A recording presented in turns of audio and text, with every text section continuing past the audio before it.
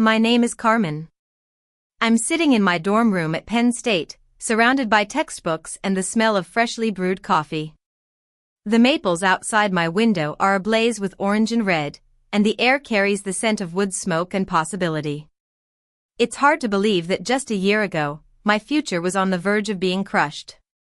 I remember that fateful Sunday dinner like it was yesterday. I'd set the table as I always did, with my father's plate at the head, his water glass on the right, and his napkin folded into a rectangle. The smell of roast chicken and mashed potatoes filled the air, but instead of feeling at home, I felt like I was in a trap. My grandmother, Mrs. Thompson, arrived at 5:45, wearing her favorite camel cashmere coat. She kissed my forehead and squeezed my hand, then set her leather handbag on the floor beside her chair. I didn't notice then, but it was heavier than usual. My father, Mr. Thompson, came downstairs whistling, a rare sight. He clapped my 14-year-old brother, Jake, on the shoulder and said, "Smells good." I knew why he was in a good mood. He thought he had everything under control. After everyone had their plates and my father had taken his first bite, I took a deep breath and pulled out the envelope from under my seat cushion. "Dad," I said, my voice steady but my hands shaking. "I got accepted to UCLA with a scholarship." I held the envelope out to him like an offering, praying that he would be proud. Instead, he set down his fork and looked at the envelope with a distant, vaguely offended curiosity. He took it, pulled out the letter, and read it slowly. His jaw tightened with each line, and then his face went red. He tore the letter in half, the sound cutting through the kitchen like a knife. "No daughter of mine needs an education," he said, his voice cold and level. "You're staying right here." I looked down at the pieces of my letter, feeling the weight of 9 months of hard work and sacrifice. All of it, gone in an instant. Then my father turned to my grandmother. "This is your doing, isn't it?" he said, pointing his fork at her. Filling her head with ideas. My grandmother sat perfectly still, her hands resting on either side of her plate. She didn't say a word. "Clear the table, Carmen," my father said without looking at me. "This conversation is over." I stood up, my body moving on autopilot. 9 years of being his housekeeper had ingrained the routine in me. But as I reached for his plate, I heard my grandmother's voice. "Sit down, Carmen," she said, her voice quiet but firm. My father's eyes snapped to my grandmother. "Ma, stay out of this. This is my house, my daughter, my decision." My uncle, Mr. Johnson, shifted in his seat. "Maybe we should talk about this," he said. "You don't get a vote either," my father cut in, his eyes never leaving my grandmother. Then he turned back to me. "I called UCLA on Thursday. I tried to withdraw your application myself. They said they needed your signature, but you're going to sign that withdrawal form tonight, right here at this table, in front of everyone." My grandmother sat still for exactly 30 seconds, her eyes fixed on my father. Then she set her napkin down, folded it neatly, and placed it to the right of her plate. She pushed her chair back and stood up, moving slowly and deliberately. She walked to the coat closet by the front door and took out her camel cashmere coat. She put it on one arm at a time and buttoned it at the waist with steady hands. My father looked up from his plate. "Where are you going?" "Dinner's not over." My grandmother walked back to the table and stood behind her chair. She looked directly at my father and said 2 words, "Pack her bags." My father laughed, a big, hearty laugh. "Pack her bags? And send her where? With what money?" My grandmother didn't answer. She reached down, unclasped her leather handbag, and pulled out a stack of papers held together with a single staple. She placed them on the table in front of my father. It was a deed, a property deed, notarized and filed with the county recorder's office. At the top, in black ink that 22 years hadn't faded, was one name, Mrs. Thompson, sole owner.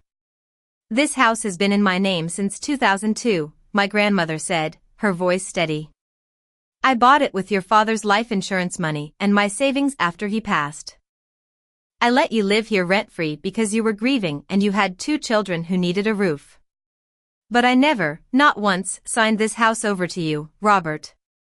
There is no transfer, no agreement. The deed is mine, and it has always been mine. My father's smile collapsed. He looked at the deed, then at my grandmother, and then forced out a laugh. So what? You're going to kick me out? Your own son? I'm giving you a choice, my grandmother said. Carmen goes to UCLA this fall with my financial support. You let her go, you support her, and you keep living here. Or you fight this, and I call my attorney tonight. My uncle leaned forward and picked up the deed, reading it carefully. His eyebrows climbed his forehead, and he set it down without a word. The look he gave my father was one of shock and recognition. Jake's mouth was open. He looked at me, then at my grandmother, and then back at me, like he was watching the world rearrange itself. And me? I sat there, staring at the deed, and one thought repeated itself over and over, 20 years. My father had been living a lie, controlling every aspect of our lives, all built on a foundation of falsehood. My father's face cycled through a range of emotions, confusion, fury, and then a hard, brittle composure. He pushed the deed to the side of the table. You think a piece of paper scares me? I've been maintaining this house for 20 years. I've paid the bills, fixed the roof, and replaced the furnace. You think any court would just hand it to you? My grandmother didn't respond. She stood there, her hands clasped in front of her, and let him talk. And even if the house is yours, Ma, my father said, spreading his hands wide. I'll fight it. I'll get a lawyer. You really want to drag your own family to court? That was his card, the same guilt trip he'd used on me for years. But this time, it didn't work. My grandmother reached into her handbag and pulled out a flip phone.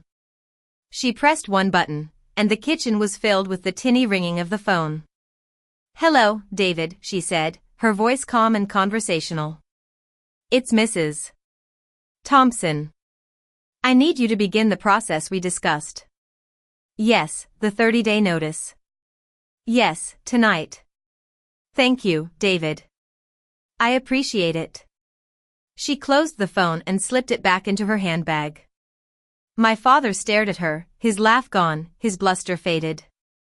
You're bluffing, he said, but his voice cracked on the second word. Robert, my grandmother said, and for the first time, I heard a hint of sadness in her voice. I have never bluffed a day in my life. You have 30 days or you let Carmen go to college. Choose. My grandmother turned to me. Pack a bag, honey. You're coming home with me tonight. I stood up, my legs feeling like they were made of jelly. I looked at my father, and for the first time in 9 years, I didn't drop my eyes. I've been sitting down for 9 years, Dad. I'm done, I said. His mouth opened, but nothing came out. I think it was the first time anyone in that house had said no to him and meant it. I walked upstairs to my room, the smallest bedroom in the house. My backpack, a faded JanSport I'd had since freshman year, was already half-packed. Mrs. Harris, my school counselor, had told me months ago to keep a go bag ready, just in case. I grabbed it and stuffed in a few more clothes, my toothbrush, the SAT prep book, and my journal. Then I reached into my biology textbook and pulled out the photo of my mother, a small snapshot of her holding me at the county fair, both of us laughing. I slipped it into my jacket pocket against my heart. Jake was standing in the hallway, his eyes red. Carmen, he said. I pulled him into a hug. I'm not leaving you, I said. I'm just leaving this. I went downstairs, and my father was standing at the bottom of the staircase, blocking the door. If you walk out that door, he said, his voice shaking, don't come back. I walked past him, and he didn't move to stop me. I think some part of him knew that the only thing keeping me there was the lock, and the lock had just been changed. My grandmother had the car running, the headlights on, and the passenger door open. I got in, put my backpack on my lap, and didn't look back at the house. As we drove away, I felt a sense of freedom I'd never known before. But I also knew that the fight wasn't over. The next few days were a blur. My father called my grandmother's phone non-stop, but she let every call go to voicemail. He called me too, at first with a soft, almost unrecognizable voice, asking me to come home. But as the days went by, his tone turned cold and threatening. He also took to Facebook, rewriting the story to make himself the victim. My daughter ran away because her grandmother is manipulating her, he wrote. Please pray for our family. The story spread like wildfire in our small town, and soon everyone was talking about it. I was called a selfish brat, and my grandmother was labeled a controlling old woman. At school, it was even worse. Kids I barely knew stopped me in the hallway, asking me if it was true that my grandmother had kicked my father out. One girl from my English class said loud enough for everyone to hear, "My mom says your dad is heartbroken." I smiled, nodded, and kept walking. But each comment was a small cut, and by Thursday afternoon, I was bleeding. Then, on Monday morning, something arrived at my father's door. The process server, a man named Mr. Brown, knocked at 8:15. My father opened the door in his work boots and undershirt, a mug of coffee in his hand. Mr. Brown handed him the envelope, and my father signed. Inside was a 30-day notice to quit, issued by my grandmother's attorney. My father called my grandmother immediately. I was sitting at her kitchen table, eating cereal, when her phone rang and she put it on speaker. "You can't do this to your own son," my father shouted. "I gave you a choice, Robert," my grandmother said, her voice calm.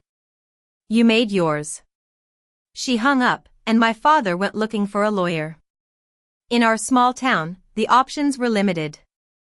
The first attorney he called, a woman named Miss Green, declined, saying it was a conflict of interest. The second lawyer, a man from a nearby town, agreed to review the case. After looking at the deed, the tax records, and the complete absence of any lease or written agreement, he told my father the truth. "If the deed's in her name and there's no lease, you're a month-to-month tenant at best. She has every right to do this." That same evening, Jake called me from his friend's phone. His voice was small and careful. "Dad hasn't cooked once since you left," he whispered. "He doesn't know where the plates are." That night, my grandmother and I sat on her sofa with mugs of chamomile tea, and she told me the whole truth. "My husband, your grandfather, was a good provider, but he was also controlling. He decided what I wore, where I went, and who I could talk to. I wanted to teach, but he said a wife's place was in the home. I lost 15 years waiting for him to change his mind."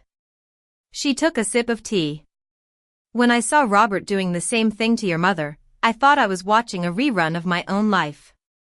I told your mother to leave, but she said she couldn't. She was afraid he'd take the kids."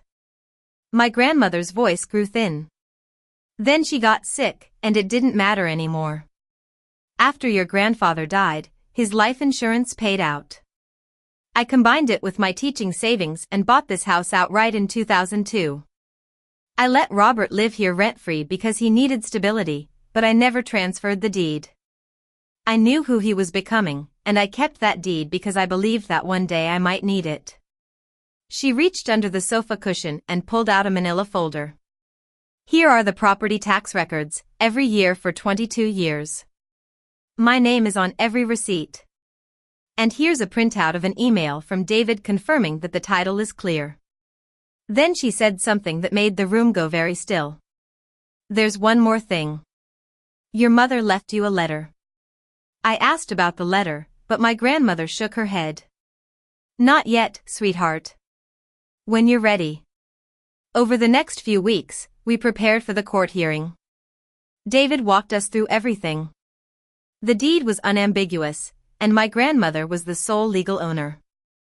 My father had no lease, no rental agreement, and no written promise of any kind. Under California law, he was a tenant at will, and my grandmother had the right to revoke his permission to occupy the property with proper notice. Mrs. Harris, meanwhile, had been working on my college application. She contacted UCLA's admissions office to confirm that my acceptance was still active. My father hadn't managed to withdraw it because they required my signature, which he didn't have. The financial aid office walked us through the numbers.